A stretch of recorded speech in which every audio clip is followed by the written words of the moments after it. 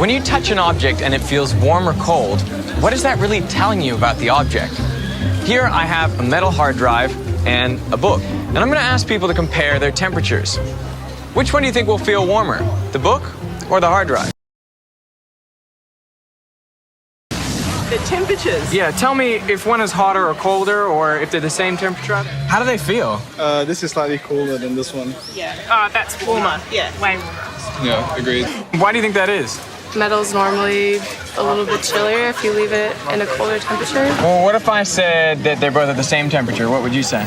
So you're lying. But really? I think you're lying, yeah. Oh, jeez. Well, maybe the way I could prove it is I have an infrared thermometer.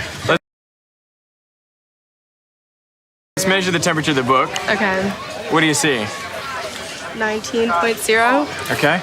And measure the temperature of that. 19.0. All right, well, now I believe you. I'm trying to actually figure it out, trying to figure out why they would be the same temperature. They don't feel the same temperature, though.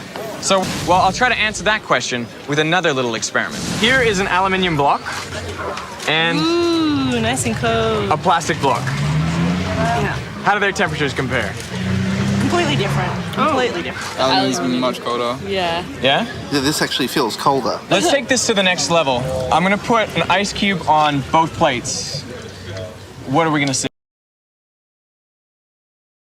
All right, so we put an ice cube on each of those blocks. Wow. What are you seeing? Well, it is melting a lot quicker on the aluminium. I got it melting. This is melting quicker than that one, even though this is aluminium, that's plastic. So which one felt colder? That This one. one. How does that make any sense? I have no idea. Oh, you want the answer? Yes, please, please. It's about thermal conductivity, right? The rate at which heat is transferred from one object to another. So when you felt these blocks originally, I know this one felt a lot colder. Yeah. But you know from the other example we did that they must both be at the same temperature. True. Because they've both been outside for a Yeah. while.